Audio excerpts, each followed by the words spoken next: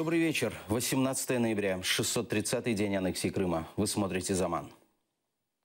Причиной смерти Бекира Небиева, обвиняемого в нападении на работников скорой, стало самоубийство. Это показала судебно-медицинская экспертиза российского следствия. Тело Небиева нашли 10 октября в лесополосе возле его дома. Рядом с ним было ружье. Полиция аннексированного Крыма считает, что 26 сентября он, вооруженный ружьем, выстрелил в рабочих подстанции скорой помощи в Симферополе. В результате 2 человека убиты, остальные получили ранения. Россия вводит запрет на ввоз продуктов из Украины. Как заявил министр экономического развития России Алексей Улюкаев, запрет вступит в силу с 1 января 2016 года, сообщает агентство ТАСС. Улюкаев назвал продовольственное эмбарго защитными мерами и напомнил, что Украина присоединилась к санкциям против Российской Федерации – экономическим и финансовым.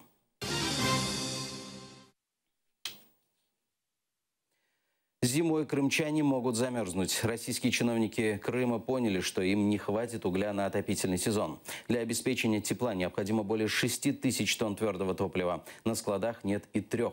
Министерству ЖКХ аннексированного Крыма было рекомендовано создать комиссию по проверке качества предоставления отопительных услуг. Коммунальщики объясняют, что не справились из-за реконструкции котельных и теплосетей и несвоевременного заключения контрактов с владельцами многоквартирных домов.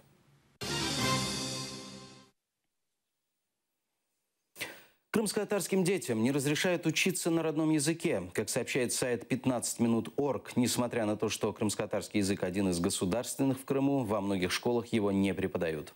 В семье Небиевых третьеклассник Алим хочет учиться на родном языке. Отец написал заявление в школу, однако ему отказали. Он написал заявление в суд, слушания переносят, а в Министерстве образования ссылаются на отсутствие специалистов. Это связано на сегодняшний день с тем, что только решается вопрос перевода учебников на крымско-татарский язык. В муниципальном образовании отсутствуют специалисты-предметники, которые преподают свой предмет на крымско-татарском языке. И ни один вуз страны их еще не готовит. И все это вместе не позволяет обозначить перспективу обучения на народном языке в школе 2-й ступени. Ни в одной школе, вот 12 сельских советов, ни в одной школе в Красноперекопском районе не обучается крымско-татарский язык как предмет. Везде он дается как кружок. Так как мы коренной народ, мы имеем на это право обучения своего крымско-татарского языка, чтобы предметно преподавался 2 раза в неделю, 3 часа в неделю, но он был как предмет для всех уровней классов. Мустафа Джемилев рассказал о репрессиях в Крыму. Уполномоченный президента по делам крымско-татарского народа встретился с министрами иностранных дел Швеции и Литвы.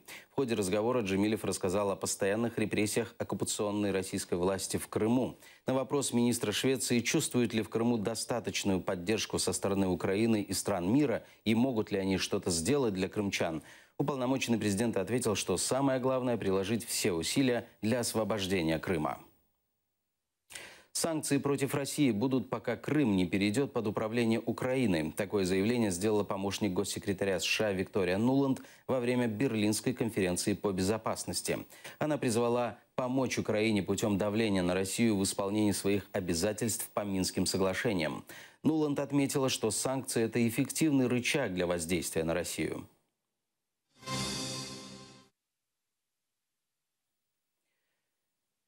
Россия считает крымские ядерные объекты своими. Представители России впервые не голосовали за резолюцию Генеральной Ассамблеи ООН в поддержку деятельности Международного агентства по атомной энергии, потому что в докладе ядерные объекты Крыма указаны как украинские. Ранее министр энергетики и угольной промышленности Украины Владимир Демчишин отмечал, что все ядерные объекты на этих территориях являются собственностью Украины, а их правовой статус определен украинским законодательством. В МИД Украины поддержали позицию Демчишина.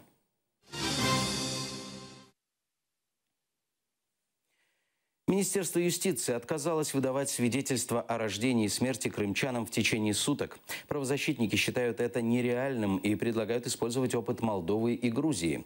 Ранее на Координационном совете Минюста предложили ограничить срок рассмотрения обращений жителей Крыма, Луганской и Донецкой областей о выдаче свидетельств о рождении и смерти до 24 часов. термін 24 години був критикований з багатьох сторін. Ми зараз якраз будемо, я думаю, що зокрема в рамках підготовки до другого читання в комітеті спілкуватися з різними зацікавленими сторонами і шукати той термін, який би був би реальним, оптимальним, але реальним, за які суди реально зможуть його розглянути. Документи, видані на тимчасово окуповані або не підконтрольній території України, їх можна лише брати до уваги. Але це також може бути допоміжним доказом. Якщо я не помиляюся, у законодавстві Грузії це сприймається як просто додатковий письмовий доказ. У Молдові це ще більш просто, що там можна сказати, що лише на декларації того, що дитина народилася, базується реєстрація факту народження. В Симферополе не будут разрушать старый город. Главный архитектор российской администрации крымской столицы Эрнст Мавлютов заявил, что генплан города вынесут на обсуждение, и уже к Новому году он должен быть готов. Согласно этому плану, в старом городе уберут только аварийные дома. Центральные и Куйбышевские рынки останутся на своих местах, а в окрестностях города будут созданы торговые площадки, которые снимут нагрузку с центра города. В районе Каменки планируют убрать полигон ТБО и построить жилые многоэтажные дома, больницу, школу, детские сады. Мавлютов заявил, что за 5 лет Симферополь будет выглядеть так же хорошо, как и Казань.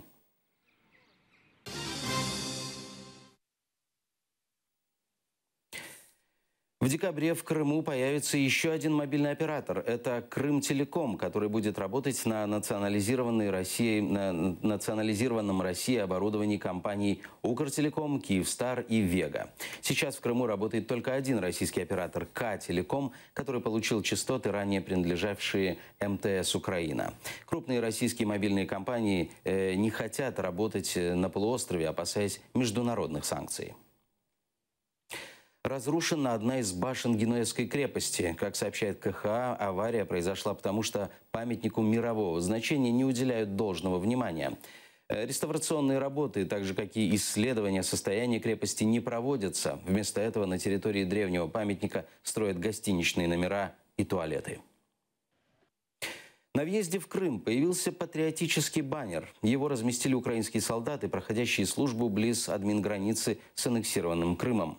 На нем написано: «Я сражался и погиб на своей земле, за свой дом, за свою Украину. За что воюешь и где погибнешь ты? Задумайся». В Минобороны уверяют, что надпись можно увидеть невооруженным глазом с позиции оккупационных войск. Этим старания десантников не ограничиваются. Бойцы взялись за распространение листовок со словами «Где Россия, там слезы и смерть. Вам это нужно?». Открытки получают жители полуострова, которые едут в Крым или на материковую Украину.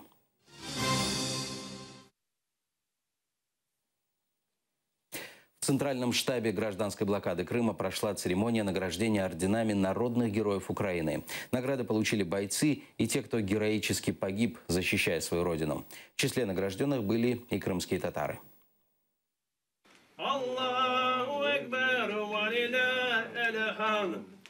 Перед награждением гости зачитали молитву и почтили память погибшим героям минутой молчания. Орден Народного героя Украины учредили для того, чтобы отметить героев, которые не могут дождаться государственной награды. Изготавливают его волонтеры. Сама награда – это трезубец, серебряный трезубец, изготовленный из серебра обычных людей. Мы объявляем о том, что собираем серебро от обычных простых людей. И много приносятся таких серебряных изделий, кто цепочки, кто крестики. Но самое главное о том, что это идет подарок от души, от сердца и передается с позитивной энергетикой. Один из первых орден получил Всеволод Стеблюк. Он человек-легенда. Был медиком батальона «Миротворец», прошел Иловайский котел. Собственноручно вытащил с поля боя десятки раненых. Сегодня пришел поддержать семью своего друга Влада Ковалева, погибшего в Иловайске. Для меня, наверное, это просто какое-то внимание к моим, в общем-то, скромным заслугам на фронте. Для меня это признание народа, признание простого народа, не правительства, не власть имущих. Для меня это, скажем так, награда для всех ребят, которые со мной были, которые не вернулись. Поэтому для меня это самая большая награда моей жизни. Наградили орденами также крымских татар, политзаключенного Ахтема Чайгоза и Ришата Аметова, который был убит в начале аннексии Крыма. Награды будут передавать их семьям. Награждал героев народный депутат Украины Рифат Чубаров. Для этого он приехал на пропускной пункт Чангар. И такое мероприятие на Чангаре демонстрация того, что мы буквально рядом с Крымом. И вот эти люди, которые и погибли, которые, и слава Аллаху, живы, они служат восстановлению территориальной целостности Украины. Я знаю, что, проведя это мероприятие, мы еще демонстрируем наше единство. Единство крымских татар, украинцев, людей других национальностей. Мы едины і в часті возвращення Криму в состав України. Мені дуже приємно, що український народ не забув такий рід військ, як Державна прикордонна служба. І це, я вважаю, це гордість всієї Державної прикордонної служби. Мені дуже вражений від даного мероприятия, яке сьогодні проходило у місті Чонгар. Всего наградили 9 человек. Получить награды за погибших приехали родные и близкие. Хай вас це трошки укріплює. Дякую вам. Прошу. Церемония награждения длилась час. В конце прозвучал гимн Украины и крымских татар.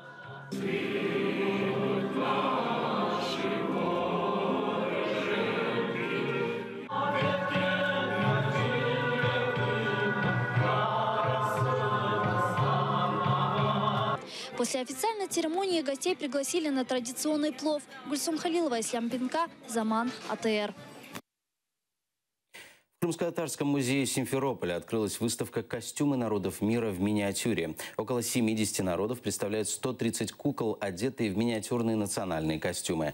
Это многолетний труд преподавателей, студентов кафедры технологии и дизайна одежды и профессиональной педагогики Крымского инженерно-педагогического университета.